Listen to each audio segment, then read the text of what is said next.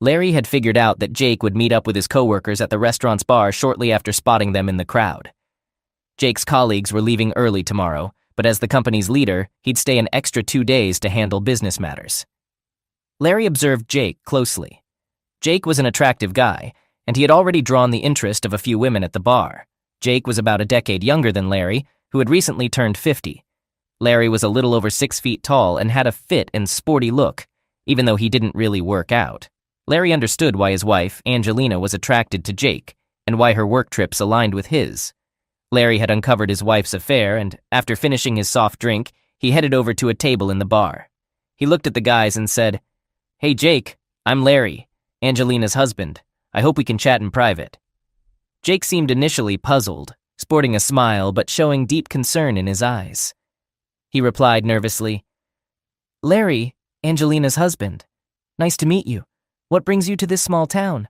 I came here to have a private conversation with you. I'm here with my coworkers and we're having dinner. They're leaving tomorrow morning. Can we meet up another time in our hometown?" Larry scanned the room. The place was only half full, and by pointing to an empty booth in the back, I suggested that all I needed was 5 minutes. Larry said, "I'll take that booth," and Jake followed him, looking visibly upset. As they sat down in the booth at a table, Larry asked, "I can't figure out why you came all this way to talk to me.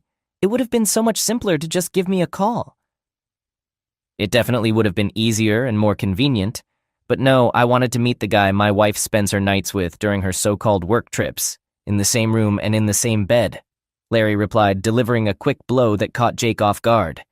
He paused and muttered, "Larry, it's not what you think. Don't be absurd. It's exactly what I think, and I've got evidence of it." "Evidence? Well, I'm just wondering how long this has been going on." "I can't say for sure. Maybe about 6 to 8 months. "I'd say it's been closer to 2 years. No, at first we were just talking, and nothing happened. But then, things changed. And then we started emailing each other all the time.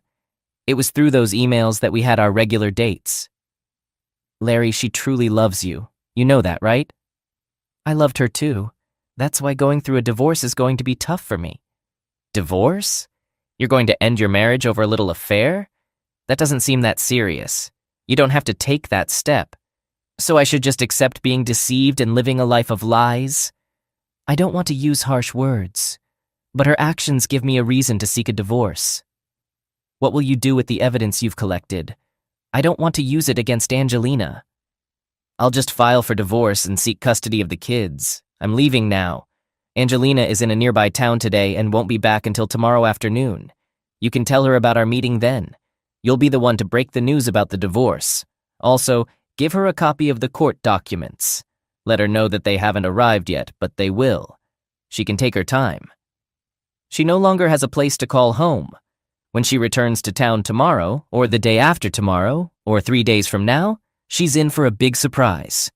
If you decide to warn Angelina right now, the second set of evidence regarding your unfaithfulness will immediately reach your wife. There will also be other consequences." Larry got up and walked out to the parking lot towards his car. Jake hesitated, utterly perplexed by Larry's actions.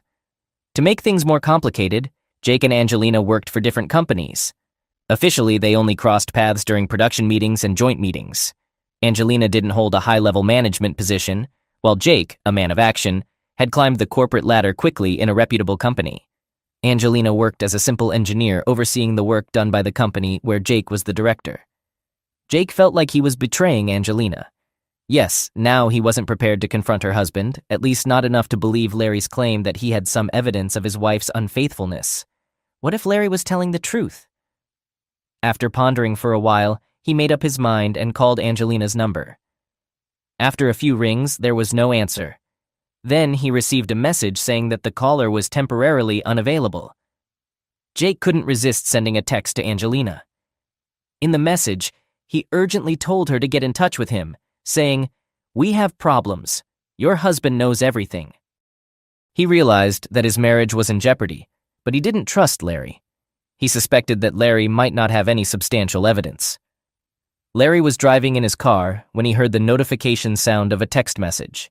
It was on his wife's cell phone, which she had left at home. While driving, he pulled over, picked up the phone, read the message, and then called his friend using his own phone, saying, "Dima, you can complete the deal in the morning. Go ahead and buy the controlling stake." "Got it." 20 minutes later, Larry's phone buzzed again with a notification of a text message. Glancing at it while on the move, the message read, "Package delivered." Half an hour later, his wife's cell phone rang. It had to be her, as Wendy had provided her phone number. Larry answered. "Wendy, I'm listening." "How do you know I'm Wendy? I'm the one who forwarded you the documents. You received them 20 minutes ago, and I was sure you'd want to reach out to my wife. Tell me, how long have you been aware of all this?"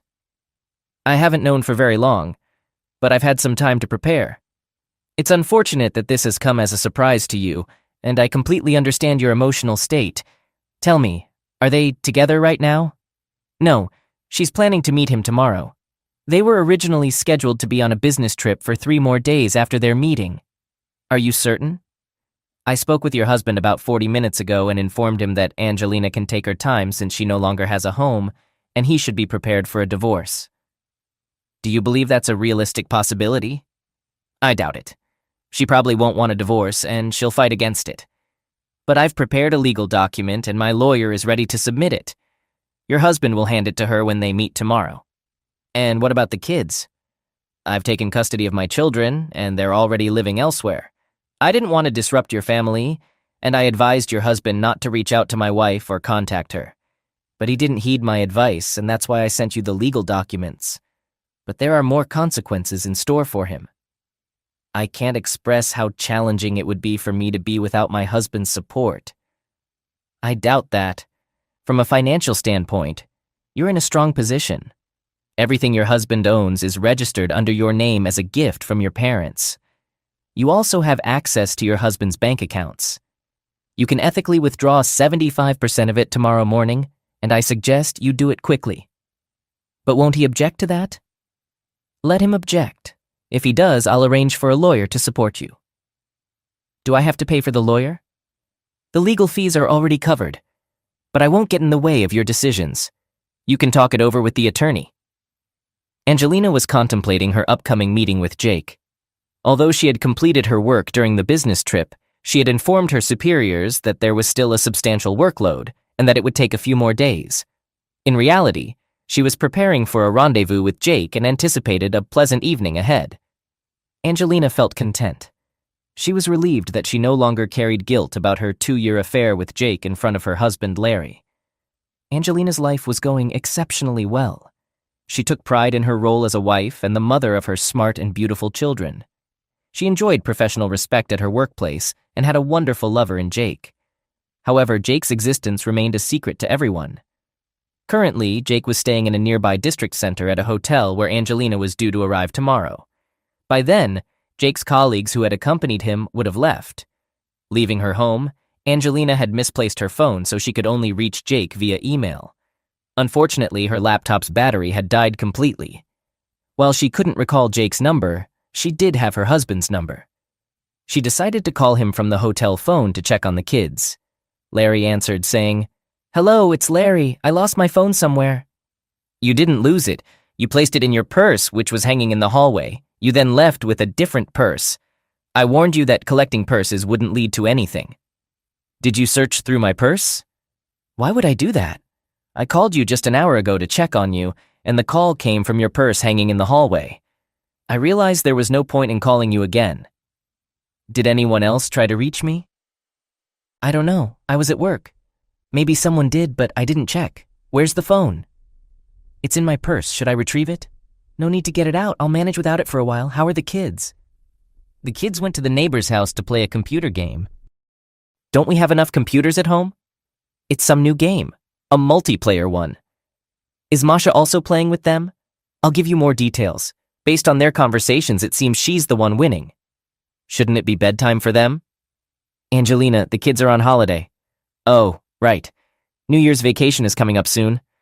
I'll have a lot of work, but the bonuses for completing projects will be good. You can take a trip with the kids if you'd like, but you should make up your mind now." "I'm not sure I understand. I have to work. Angelina, I actually earn twice as much as you do. I even offered you a higher paying job, but you declined." "But I've built a reputation here." "All right, I'll consider taking the kids on a New Year's vacation. But that's 2 months away, so we need to make all the decisions and plans well in advance. Angelina, that's exactly how I handle things, both in life and at work. Larry concluded the conversation. At this point, he had reached a junction in the road. This particular highway connected 2 regions. After checking the signs, he confidently chose the direction leading to the adjacent area where he currently resided with his children. He had relocated them within the first 2 days of Angelina's business trip. Surprisingly, she hadn't made an effort to contact them during that time. She was calling now, unaware that he had been the one to transfer her phone from one purse to another to facilitate the move. Larry had done thorough preparation work, obtaining the necessary paperwork for the kids from their school, so the school had no knowledge of their new location. They had enrolled in a rural school nearby. He had resigned from his previous job and promptly secured a position in his field at the neighboring regional center. 2 days after his wife left on a business trip, he relocated all of her belongings from the house that once belonged to her parents, but was now vacant. He took only the items he considered his own and transported them to his new residence. During the same time frame, he successfully sold his house, which had been his property prior to their marriage. When he returned, Angelina was in for a rather unpleasant surprise. However, a scheme had also been set for Jake. Larry orchestrated the demise of the company's founder, where Jake held the position of director, and his friend Dimitri took over as the owner. The first action Dimitri took was to replace the director.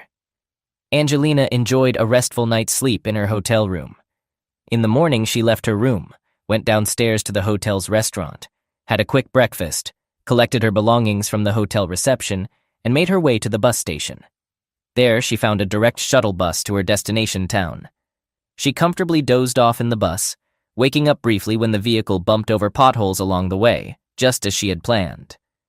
By the afternoon, she had arrived and walked to the hotel. She inquired about Jake's room, learned the room number, and was informed that he was currently at the restaurant. Angelina left her bags and outerwear in the restaurant's coat check area and entered the dining area.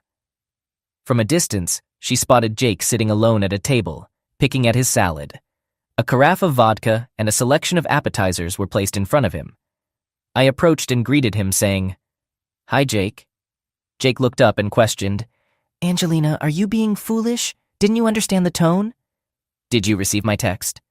"I didn't receive anything. I left my phone at home, which is why I couldn't call you." "Your husband visited me yesterday." "He visited where?" "At my home. He's aware of everything about us, including the fact that we've been seeing each other for 2 years. Angelina emptied the entire decanter of vodka into a glass and downed it in a single gulp. Afterward, she exhaled and said, "What should we do?" "I'm not sure. He gave you a bag of documents. Where are they?" "They're in my room. I don't want to carry them with me." "You haven't read them?" "No, they're your documents, and it's your problem to deal with. I already have my own issues to contend with." "You didn't inquire from Larry about it?" "He mentioned it's a divorce complaint, stating that he's taking custody of the kids and claiming you won't have a place to live. I suppose it's all detailed in your paperwork. Do you have any more vodka? We can get some." "Is there vodka in the room?" "I'm checking out and heading home, so there's no vodka." "Did you say my documents are in there?" "They're with my belongings. We have a shuttle bus in an hour and a half, and I'll need to decide where to live." "Did he expose you to your wife?" "He cautioned me that if I revealed what was happening, he'd give the set of documents to my wife." "And what happened?" "Nothing. I sent you a text and tried to reach out to you, but it seems he had control over it. He promptly spilled the beans on me to my wife, but I doubt he did it. He and I had just split up. Today, around noon, my wife called me and informed me she wouldn't allow me back into the house. Then the new owner of our company contacted me and said I'd be terminated." "For what reason?" "For having an affair during a business trip." "But why would they care about your personal life?" "I wondered the same thing. But they pointed out the 2-room suite I stayed in alone, paid for by the company. They also mentioned how my business trips were extended by 3 days even though there was no work scheduled during those days. They even claimed that some of the business trips were fabricated. In summary, I violated company rules. Your husband cost me my job and my family. What did I lose? Your husband mentioned that everything is in the documents." "Why don't we grab a drink and head back to the room? I'll take a look at the papers. Sounds good. But there's no vodka left at the coat check. Angelina collected her outerwear and belongings, and they went up to the room. Jake handed the papers to Angelina, who sat down at the table to examine them, unable to tear herself away. She said, "Jake, he wants to take my kids away from me, and he sold his house. I have nowhere to live." "Where are your belongings?" "He moved my things to the house where my parents used to live. Now they've relocated to the city into an apartment, leaving the house vacant. It's payback for my 2 years of infidelity. What's your suggestion?" "We need to intervene, or we can try to intervene. I'm the only one who fully understands Larry's plan." "All right, I'll go." "Go where? You haven't finished reading all the documents yet. You've only looked at the divorce complaint.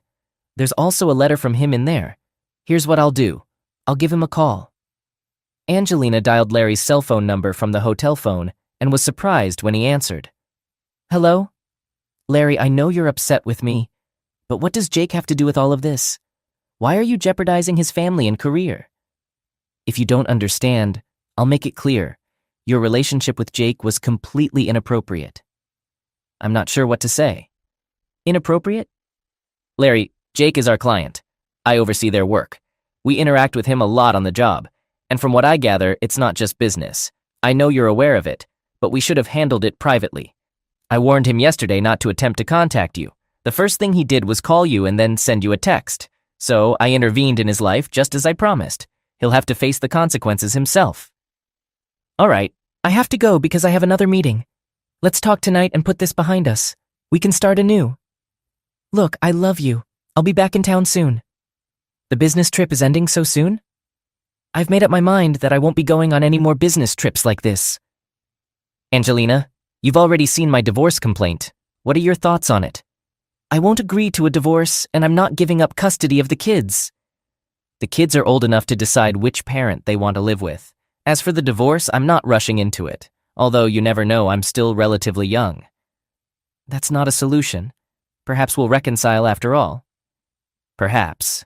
Larry ended the conversation. Jake, who had been listening, suggested to Angelina, "Let's head to the bus station. There's a shuttle bus leaving from this hotel. We won't find any solutions here. Besides, you mentioned you have a place where your belongings are stored." "Actually, it's my grandmother's house. She left it to me, but it's not heated. I don't have much choice. I need a place to live. Please talk to my wife.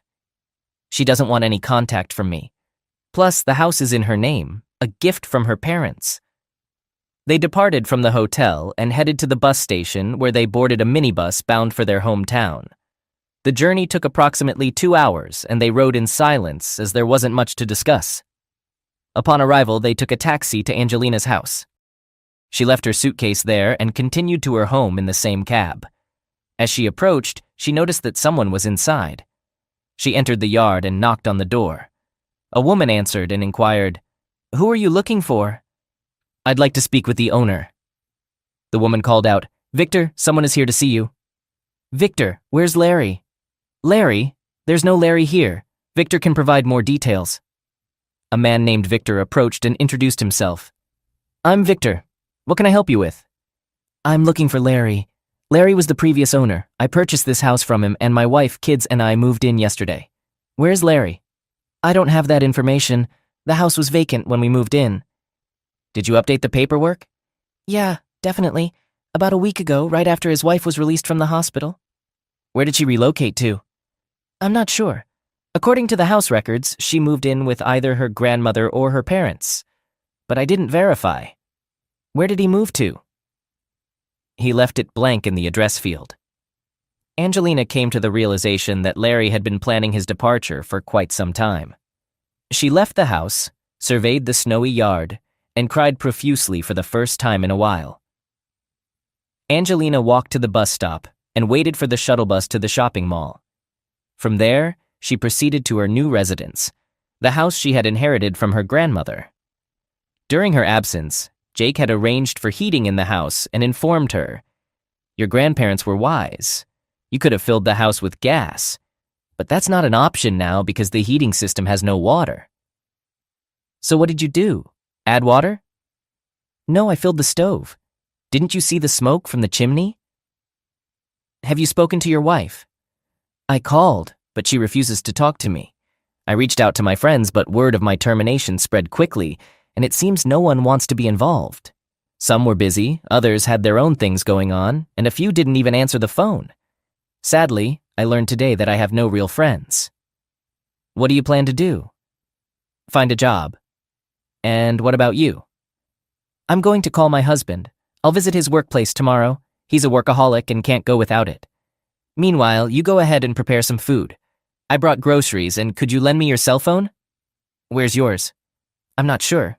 I think Larry has it. Jake grabbed the grocery bag and hauled it into the kitchen. Got it. We should at least gather your belongings in one room. We can't just barge in. How are we going to sleep? Let's prepare dinner first. I'll try calling my husband. If he picks up, and if he doesn't, then I'll help with dinner. What should I cook? Jake grabbed the grocery bag and hauled it into the kitchen. Got it. We should at least gather your belongings in one room. We can't just barge in. How are we going to sleep? Let's prepare dinner first. I'll try calling my husband. If he picks up, the pasta and the pork, marinate and fry the pork, season it. That's basically making pork chops. That's right. What do you think I'm going to pair with my vodka? I might have work tomorrow unless my husband fired me. Tomorrow is Saturday and your company is closed. Well, I've lost track of the days. Hand me the phone. Jake handed Angelina the phone. She dialed her husband's number and heard Jake. I'm here. No, it's Angelina. I don't have my phone. I forgot it. My lawyer will return it to you. He's coming by after the weekend. Why does he have it? Because I gave it to him. He's coming after the weekend with a proposal. What kind of proposal? If you've seen the divorce complaint, I'm not asking for child support. But if you'd like, you can make voluntary contributions. There are various options in my proposal. When our kids turned 14, and you might recall, we signed an agreement for them to open bank accounts. Yes, we did. I've deposited initial amounts into those accounts. The only catch is that they have control over their accounts. I want them to have savings for things like weddings or education. How do you suggest we do that? I've created another account and transfer money there for their future. For how long? For quite a while. I've committed to never touching that money. Anyway, the lawyer will explain everything if you want to be involved. Well, I think we're done here. You've given me less than a minute after all these years together. Tell me, do you comprehend how much humiliation Jake endured? Do you realize he lost his job and family because of you? How could you do this to me after all these joyful years together? I have one more question. How could you do this to me? To our family? Larry, you need to forgive me. I'm in desperate need of your help, and the kids need you too. Believe it or not, Angelina, I've been having the same thoughts. I've long realized there's not much you can say to change things. But Larry, consider our family. It's on the verge of falling apart. Don't tell me I'm solely responsible for it. You should have thought about this before you began your affair with Jake. You forgot about me and the kids. Right now, I'm trying to rebuild my life. To be honest, I'm disappointed in you. However, I do want to see my children. If you can somehow find it in yourself to forgive me, I'd like to try and salvage our marriage. Give me a chance to make amends. Please, Angelina, it's not a good time to see the kids right now. We can plan ahead, and I'll figure out how to arrange it. I'll be honest, they don't want to see you. As for saving our marriage, that ship has sailed and it's not returning. I have no intention of staying married to you. Why won't you even consider it? Surprisingly, I'm not upset today. I don't feel sad about what happened. I thought I'd be miserable or lonely, but I'm not. I feel relieved. I'm content with my actions. I do regret losing you a bit, but you made your choices. I didn't expect it to come to this, though. You betrayed me and our marriage without hesitation. You told me you were going on a business trip, leaving me and our kids to see Jake. Actions have consequences, and they've cost you your children, your marriage, and your home. If the court orders me to allow you to visit them, I'll comply. But the real question is, will the children even want to spend time with you? I've also taken action against your lover, and it's up to his wife to decide his fate. What will he choose? I don't know, but he's certainly lost his job. So are you pleased with yourself for tarnishing us? I can tell you that I don't regret any of my actions to get back at you for wrecking my family. I won't stop until your lover's life is in ruins. He shouldn't have deceived me when I warned him about this. I feel sorry for his wife for being married to a cheater who destroyed our marriage." That marked the end of it. I drove back home. Larry wrapped up the call he was having in the car, exited the vehicle, opened the gate, and drove into the yard. The house he had acquired wasn't too far from the city center. It had a grand and luxurious appearance, but he managed to purchase it at a bargain price. The previous owner, who had recently constructed it, was in a hurry to relocate permanently abroad, leaving no room for negotiation.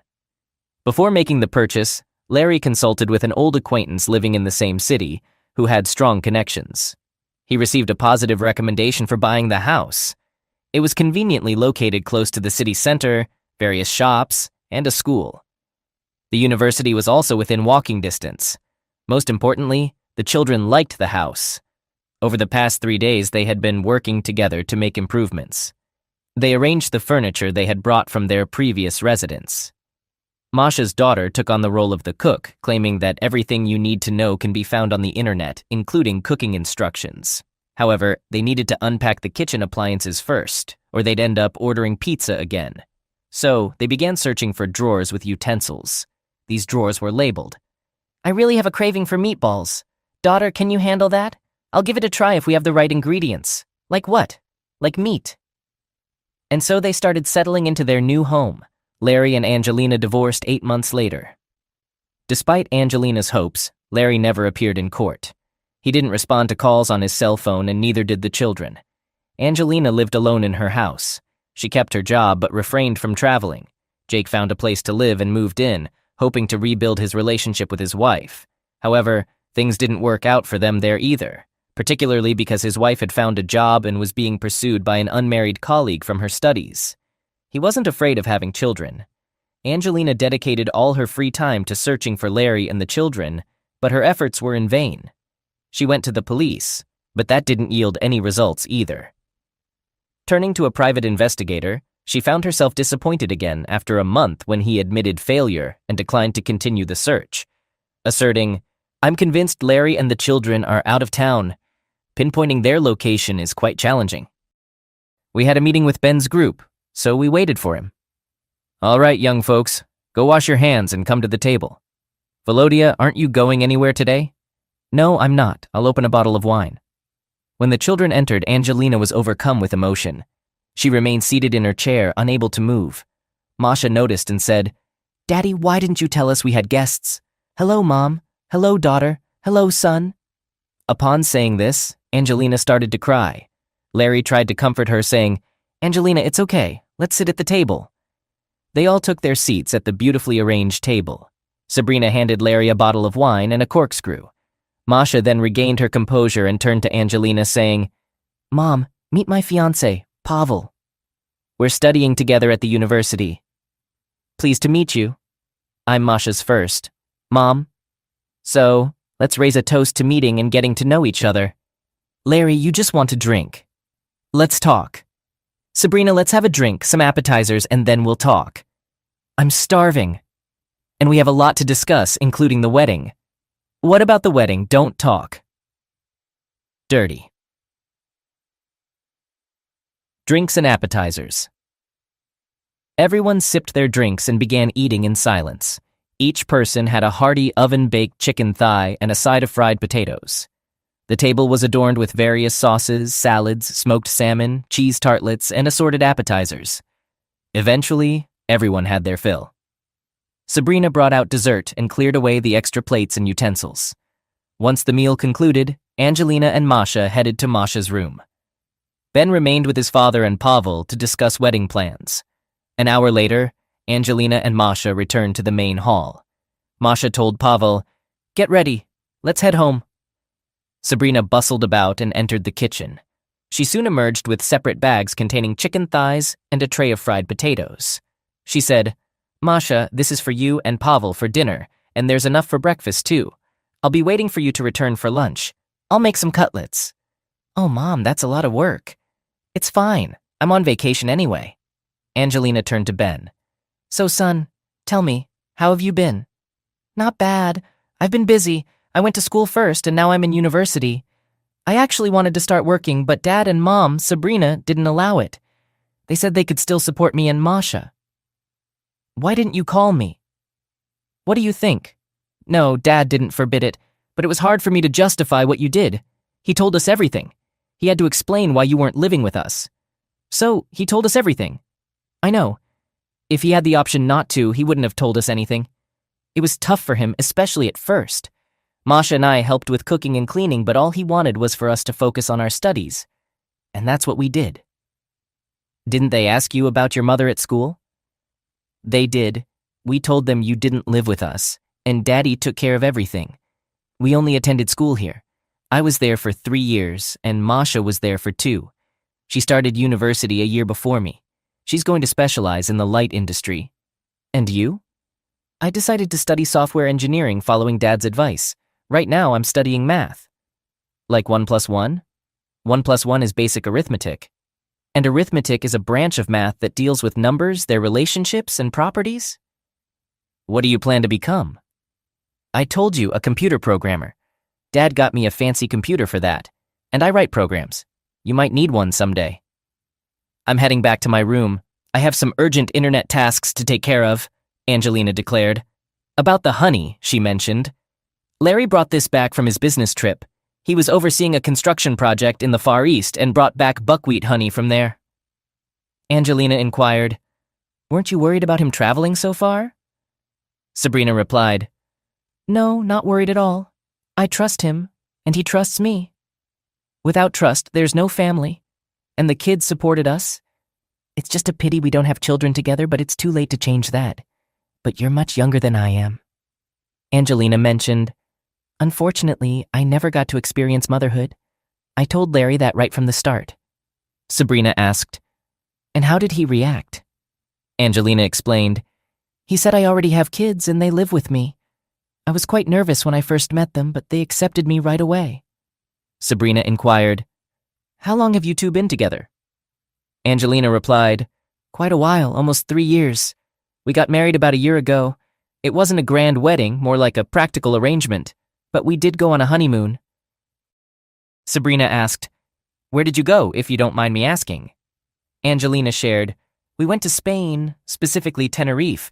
The kids came along with us. We spent 2 weeks there, then traveled to Monaco, and from there to Milan and Venice. Currently, as a gift for our daughter, we're considering sending her and her husband on a honeymoon to Rome, but that's planned for after they finish their studies. Larry doesn't want them to drop out of school. Sabrina inquired, What are you planning to gift them for their wedding? Angelina explained, We've known about their relationship for a while. We have the financial means, and Larry bought a house on the outskirts in an up-and-coming neighborhood. He had it demolished, and now they're completing a beautiful cottage there. Larry designed it himself. Right now, there's a crew working on site, clearing out the construction debris from the cottage and the yard. Tomorrow afternoon, we'll go there with Larry and Ben to help with the cleanup. Sabrina asked, You're going to clean it all up? Are you planning to furnish it as well? Angelina responded, Only the kitchen and bedroom are furnished.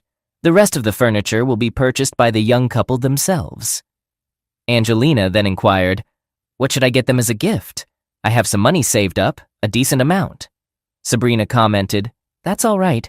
They'll probably use it to buy a car for commuting to the university, even though there's a shuttle bus every half an hour. Angelina offered, Can I help with the cleaning? Sabrina responded, Of course, you're welcome to. I'll find you some work clothes. Angelina then inquired, Sabrina, where do you work? Sabrina answered, I work in the administration where we issue building permits. That's where I met Larry. Larry entered the kitchen and asked, How's everything going in here? Sabrina replied, All good. Angelina was just wondering what to gift the young couple.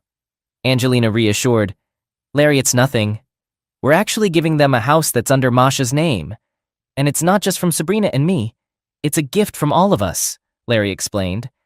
I provided the funds, and I'd appreciate your input.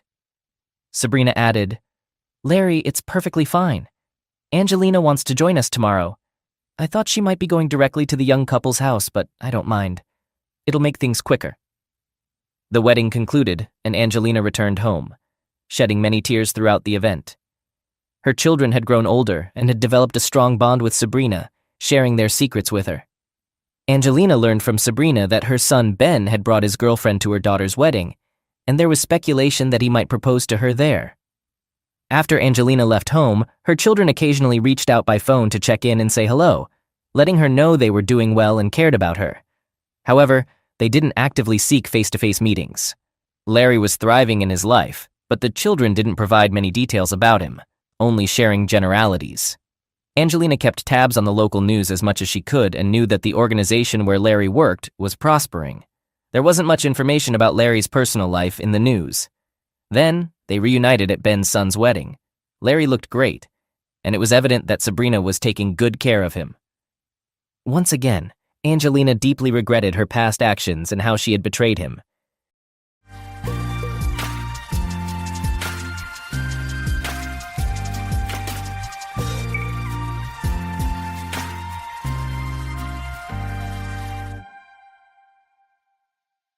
Alright, everyone's presentations are done. Nick, the manager, said as he tried to move the discussion forward. Excuse me, I haven't. I recently found out something. Nick interrupted me and began to speak. There's apparently someone in this department who didn't graduate high school and is just a part-timer. Meetings should be for employees only. Absolutely right. His lackey, Mike, of course, agreed with Nick. I'm leaving. After leaving the meeting room, I started to shut down my computer. I noticed that an email had arrived, not in my personal inbox, but in the company's shared email. Thinking, there's no point in speaking up, no one will listen, I went home quietly. The next day, I heard a commotion from Nick's desk. He was staring at his computer screen, his face pale. Nick? Is something wrong? Mike looked at the screen with him. And he turned even paler than Nick. Why is he so angry? Knowing the reason for Mike's distress, I thought to myself, serves them right. My name is Adam. My mother passed away when I was in the 9th grade, and I was raised by my father. Well, you could hardly call it being raised. After my mother passed, my father changed. He drowned his sorrows in alcohol, and though he still went to work, he squandered our living expenses on horse racing. Because of that, I had to start working part-time as soon as I entered high school. Every month, I went to the convenience store with bills in hand that couldn't be auto-deducted from my father's account. Even though I endured it because I didn't want to be alone, I reached my limit in my second year of high school and dropped out. I found a live-in job at a distant inn. Thank you for everything. The day I left home, my father, still staring at the TV, spoke. Take care. That was our last conversation. Back then, 18 wasn't the age of majority, so I needed my father's permission to work, and I couldn't hide my place of employment. Yet, my father never visited me even once. I kept working just to survive, and before I knew it, I was 42. Years of hard work paid off, and I was transferred to the headquarters. I was thrilled to be recognized by the company, as I thought I'd be working in the field until retirement due to my lack of formal education. Listen up. Our work can change the future of our employees. Don't drag us down. On my first day after the transfer, Nick, dressed in an expensive suit, spoke sternly. There was a reason for this. Our inn was located in a prominent tourist destination, known so well that everyone in the state could sing its commercial jingle. At its peak, we had 5 locations within the state. But that was long ago. Due to financial difficulties and aging facilities, only the place where I had worked for many years and the original establishment remained. I was prepared to lose my job anytime, but now there was a glimmer of hope. With the rise of social media, the tourist area where the inn was located started gaining attention again. Depending on how hard the sales department, where I was transferred, worked, we could either thrive or be forced to give up this prime location to the new hotel chains continuously popping up. For Nick, who had switched careers from another industry to strengthen our sales, this was a battle he couldn't afford to lose. I understood why he had to be strict. I will do my best. Nick sneered at my enthusiastic declaration. Did you not hear what I said? I'm sorry. I thought I was listening carefully. Out of habit from years of customer service, I apologized reflexively, though I had no idea what had offended him. Someone was watching me with a smirk. In this department, there are those who are expected to excel and those who have been shoved here because they have nowhere else to go. You are the latter. It was Mike, the section chief. He's 7 years younger, at 35. But he was called to headquarters much earlier than I was and had been moving around within the headquarters ever since. I'm not jealous, but I can't accept that he's my boss. Graduating from a prestigious university, he has an unusually high pride and caused many problems as a newbie, making things very difficult for me when I was the front desk leader. When I found out Mike was transferred to the sales department a month before me, I was disheartened. Mike is right. With just a middle school diploma, there's not much you can do. Don't even think about achieving results. As if I didn't exist, Nick remarked, "I'm thirsty." Mike eagerly ran to the coffee maker. It seems Mike is Nick's lackey. I regretted being happy about my transfer to headquarters, wishing I had stayed on site forever. Send a direct mail to every company on this list by the end of the day. Nick only assigned me tasks that even a new graduate could handle. What? There are over 1,000 companies. You want me to send to all of them by today? Yes, if you and your fellow misfits split the work, even those with nowhere else to go should finish by today. I glanced at the employees typing away expressionlessly. They were worn out from customer service, only thinking about leaving on time, or were women reassigned after having children, with zero motivation for work. Even Sam, a new graduate from the same university as Mike, who was supposed to be among the expected achievers, had no enthusiasm for the job, having joined the company wanting to do customer service. "I don't care what they say, I plan to quit any time," he said.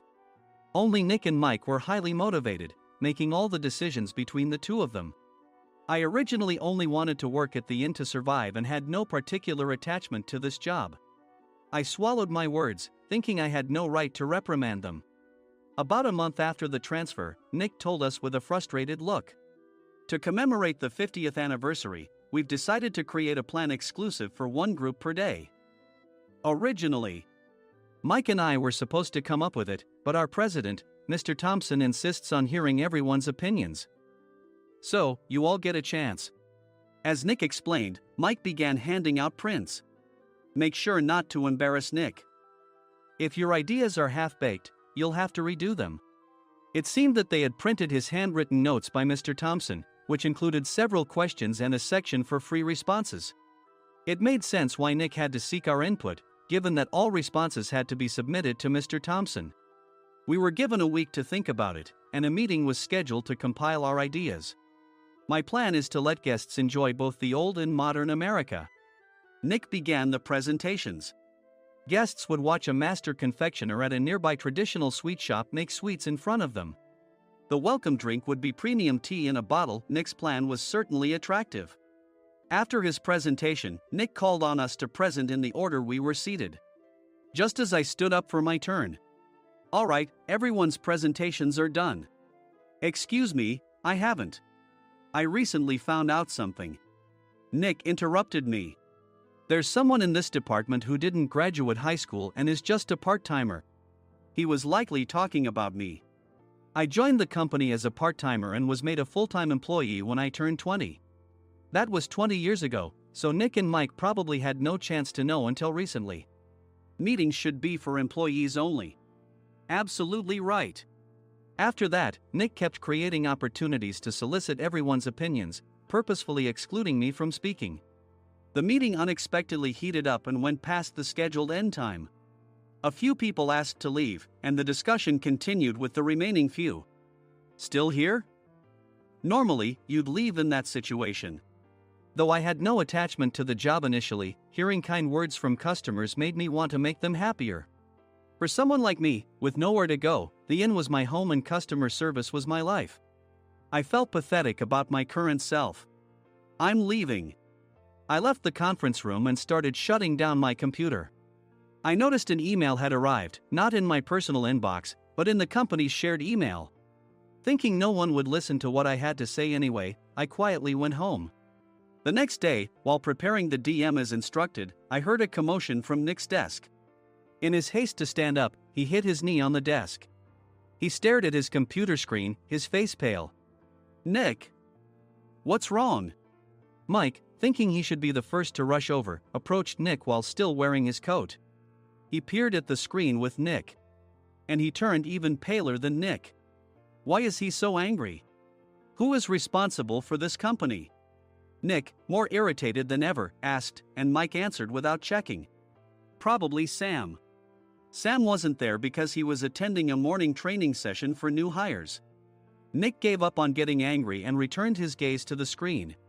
They were looking at an email that arrived right after the end of the working day yesterday. Apparently, no one, including me, had checked it before leaving. The email was from a large company that used us for their annual employee trips. The president and executives of that company also frequently used our services personally. President of the company, Mr. Mason himself, had declared that neither he nor his company would ever use our services again. Well, some companies cancel their employee trips or stop using our services due to financial struggles. Let's just move on.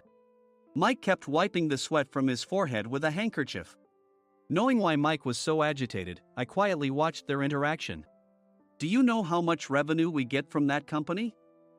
We can find other guests to fill the rooms, but we'll lose the banquet costs, gift shop revenue, rental car fees, and more. Moreover, the gifts were supposed to be prepared by the traditional confectionery shop involved in Nick's proposed plan. If it's known that we incurred such a huge loss at this critical time, Nick's position in the company would be jeopardized. Nick took a deep breath, seemingly trying to calm himself.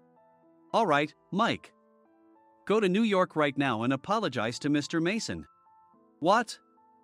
You're coming with me, right? I have urgent work to do. I trust you, which is why I'm entrusting this to you. Please.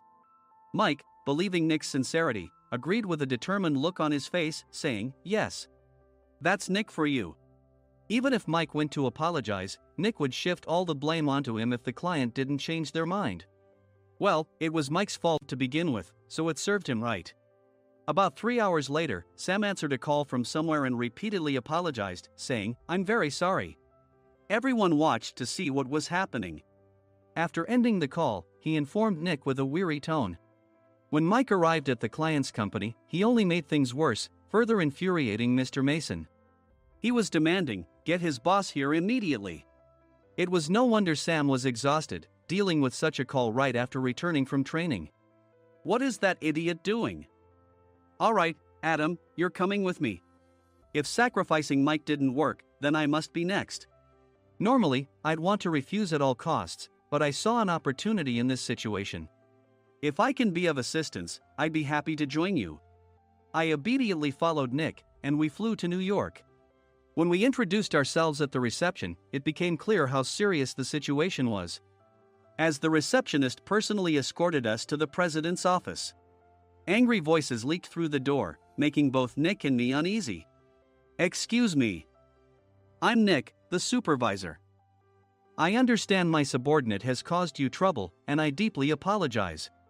Nick, with his experience in the corporate world, knew enough to offer an apology before excuses. However, his customer service skills left much to be desired. I sighed as I saw Mike trembling like a small dog in the corner of the room. What kind of training are you giving your subordinates? Mr. Mason glared at Nick with a red face. The intensity of his gaze made even Nick take a step back. Regrettably, I joined this company only 2 years ago and was unaware of Mike's issues. I should have identified his shortcomings sooner. Indeed. I should have realized sooner. No sensible person would come to apologize and then give a lengthy presentation on the drawbacks of not using their in. Nick froze, his mouth slightly open. Suspecting the worst, I picked up the documents that had fallen to the floor. It seemed Mike hastily prepared these documents on the plane, listing the disadvantages. Disadvantage 1: if you change the venue for the company trip, employees might suspect it's for cost-cutting reasons, leading to a negative impression. Reading it aloud half-jokingly, Nick snatched the papers from my hand and checked the contents with a furious expression. Among the stack of documents was a receipt from a nearby convenience store's copy machine. I felt a pang of dread, hoping he hadn't shown the receipt as well. What do you think he said when I asked what kind of nerve he had to do this? I'm very sorry. Faced with the dire situation, Nick must have thought there was nothing left to do but apologize. In a voice smaller than I'd ever heard from him, he uttered words of apology. He said, I'm a Harvard graduate. I don't believe I said anything wrong. Mike! What have you done?